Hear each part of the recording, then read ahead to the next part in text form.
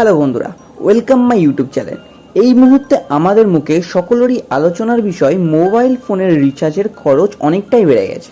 Jio, Vi, Airtel এই তিনটি কোম্পানির রিচার্জ প্ল্যান বাড়িয়েছে এই জুলাই মাস থেকে, কিন্তু বিএসএনএল এখনও পর্যন্ত তাদের রিচার্জ প্ল্যান বাড়ায়নি। এই সময়ে অনেক মানুষ ভাবছে বিএসএনএল এর সিম কিনতে এবং বিএসএনএল এ পোর্ট করতে, কিন্তু পোর্ট করার আগে ভিডিওটি অবশ্যই শেষ পর্যন্ত দেখুন। আগে আমরা দেখে নিই বিএসএনএল ভার্সেস আদার্স কোম্পানির রিচার্জ প্ল্যান কতটা লাভ হবে বিএসএনএল এর সিম কিনলে।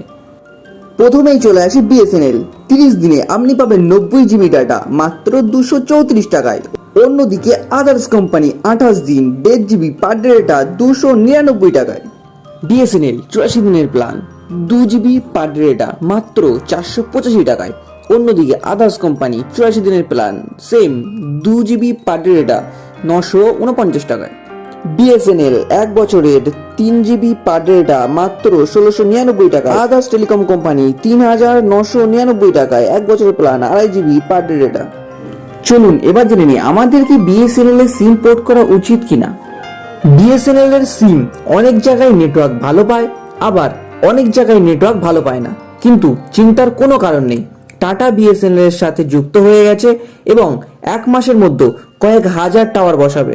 তো আপনাদের জায়গায় সঠিক নেটওয়ার্ক যদি পান তবেই বিএসএনএল এর সিম কিনুন বা বিএসএনএল এর সিম পোর্ট করুন। ভিডিওটি ভালো লাগলে অবশ্যই একটি লাইক করবেন ও এই ধরনের ইনফরমেটিভ ভিডিও পেতে চ্যানেলটাকে সাবস্ক্রাইব করবেন।